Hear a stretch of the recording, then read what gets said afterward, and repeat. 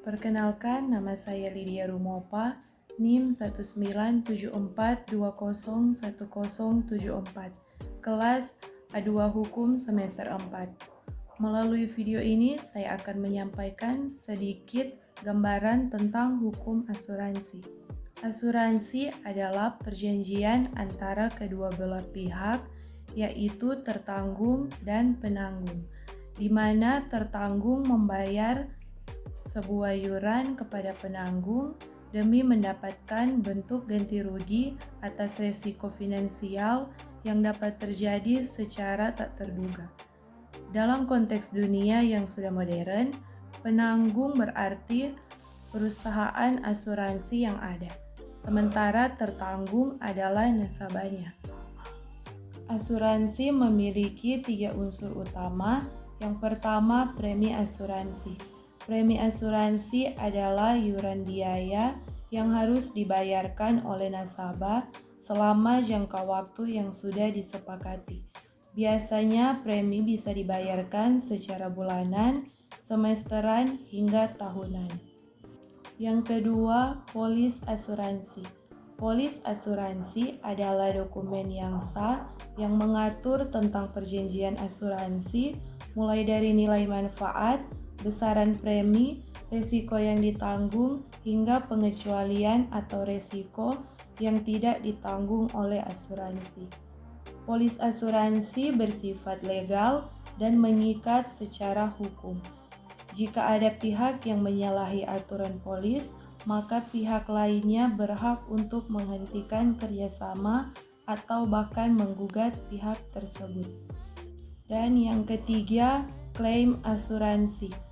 Klaim asuransi adalah proses pengajuan resmi kepada pihak perusahaan asuransi ketika nasabah mengalami risiko yang ditanggung dalam polis asuransi.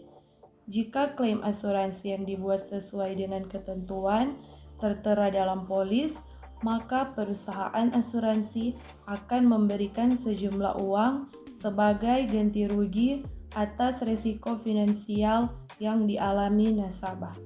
Fungsi asuransi. Fungsi asuransi yang utama adalah untuk membantu mengatasi risiko yang tak terduga dalam hidup. Asuransi memang tidak menjamin bahwa risiko tersebut akan hilang, tetapi setidaknya bisa meminimalisir kerugian finansial yang dialami akibat risiko tersebut. Ada beberapa jenis asuransi. Yang pertama, asuransi kesehatan. Yang kedua, asuransi jiwa. Yang ketiga, asuransi pendidikan.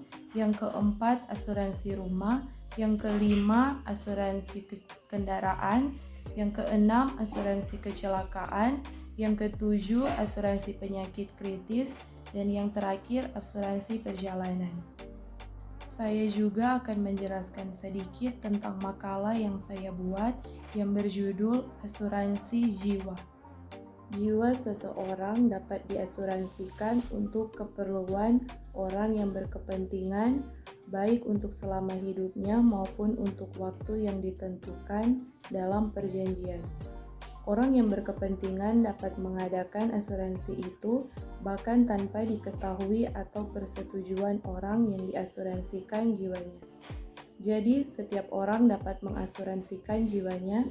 Asuransi jiwa bahkan dapat diadakan untuk kepentingan pihak ketiga. Asuransi jiwa dapat diadakan selama hidup atau selama jangka waktu tertentu yang ditetapkan dalam perjanjian. Pihak-pihak yang mengikat diri secara timbal balik itu disebut penanggung dan tertanggung. Penanggung dengan menerima premi memberikan pembayaran tanpa menyebutkan kepada orang yang ditujukan sebagai penikmatnya. Pasal 302 KUH Dagang sebagai dasar asuransi jiwa yang menyatakan bahwa jika seseorang dapat guna keperluan seseorang yang berkepentingan dipertanggungkan baik untuk selama hidupnya jiwa itu, baik untuk suatu waktu yang ditetapkan dalam perjanjian. Terima kasih, hanya ini sedikit gambaran tentang asuransi dan asuransi jiwa. Saat ini saya sebagai mahasiswa aktif di Universitas Pembangunan Indonesia mau mengajak kepada teman-teman yang baru lulus SMA atau SMK untuk mendaftarkan diri di Universitas Pembangunan Indonesia.